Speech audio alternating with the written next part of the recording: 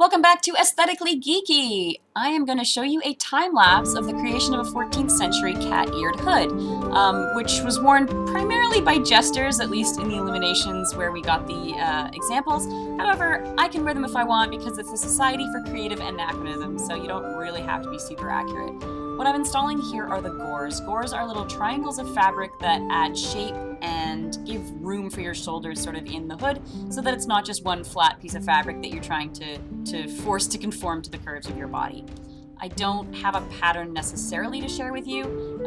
I did take a class on Zoom from another kingdom that was displaying how to make these, and I kind of just drafted my own pattern. But I can try to flip my idea of the pattern up on the screen later. When I sew, I'm often in front of the computer. I'm often like doing some role play or talking to people or watching Netflix, so I can get my little kit together and just sit and have a relaxing time. Here, I've already installed the gores on both sides, and now I'm sewing the back of the hood up. I did cheat and machine stitch the edge, but because I wanted to try to time-lapse this and show everyone my handwork, I am going over and redoing that, even though I didn't absolutely need to. And I'm fixing up some of the points in the hood. I'm using a contrast thread here. Normally I would have chosen something that looked a little more close to the fabric, but I wanted to show you my stitches as I went. I'm here installing the lining, so I'm doing it's a fake silk lining with a real wool hood, and I'm just sort of installing that and making sure everything lines up properly so that when I actually stitch it all together, it doesn't pucker or do weird things. Here I am sewing, the front of the hood together to the lining to the wool. So I just do a terrible running stitch. It's actually a running back stitch. It's not the strongest stitch in the world, but it works for me, and it's something I've kind of gotten used to, so it doesn't take me forever to do. There are some people who are way better at hand stitching than me. I've been very dependent over the years on my sewing machine, so this is what we're doing, but it'll be fine, especially because you're going to turn it inside out and iron it, and there won't be a whole lot of pressure on these front or back seams. So I've just stitched all the way to the bottom, and in order to turn it inside out, I'm leaving the bottom entirely free.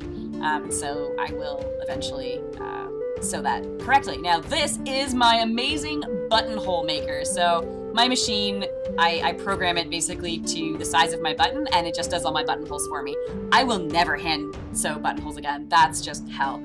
And here I am finishing off the bottom, and before it, I do leave a tiny hole so I can turn it inside out. Just in case, and I'll hand stitch. You'll see me later hand stitch that hole together. And I'm just finishing off the bottom, and then I just trim all that excess terrible stuff off. Here I am using an X-Acto knife to cut open the buttonholes that my machine did, and now I have to sew on the buttons, which is, I hate sewing on buttons, but you know, it is what it is. And it's certainly better than having to do the buttonholes naturally. So there I am, I'm putting pins in so I know exactly where the buttons are supposed to go, because you don't want them to not line up properly. At first I was going in through the hole in the bottom of the hood to try to sew the buttons on, and then I realized I was like, you don't need to do this, Elizabeth, you can just do it. So I just sewed them on without having to go on, and it made it so much faster work. There I am reloading my thread again, snipping everything. I love this time-lapse software. This is really cool. You can see, I think I'm watching like a bake-off show in the background. It wasn't Nailed It, but it was something Sugar Rush? Sugar Rush. I was watching Sugar Rush. It was pretty good. I love the Christmas specials. So I bought little purple pearl buttons to go with my hood. I'm pretty excited. It does look pretty fantastic on. I'll show you that just at the end. You can see a picture. And here I am putting the ears on. They are a little larger than I anticipated. I might end up going back and make them a little bit smaller. But I think they're kind of cute, and jesters are supposed to be over-exaggerated and a little more dramatic than accurate, and that's all right. So I just do a quick hand stitch after pinning them to the right location, turn them inside out. I do have a interface lining in there so that they're stiffer and they will stick up without drooping, because I didn't want to have a flaccid cat ear hood. And I wanted to make sure that I was only catching the wool in this, not the lining, so it doesn't catch the lining and look puckered or weird, or if I do have the hood down, I don't want the stitches to be visible from the inside. So I love lining things so you can hide all of your terrible sewing in that lining. And here I am just quickly whip stitching the bottom with sort of an invisible whip stitch. I'm not actually sure if that's the correct term, but I'm closing the hole at the bottom that I used to turn the whole hood inside right out. And there I am wearing it. Yay, it's so cute. Obviously the sweater I'm wearing is not my garb, but there you go. I had a lot of fun making this, and I hope you enjoyed this time lapse.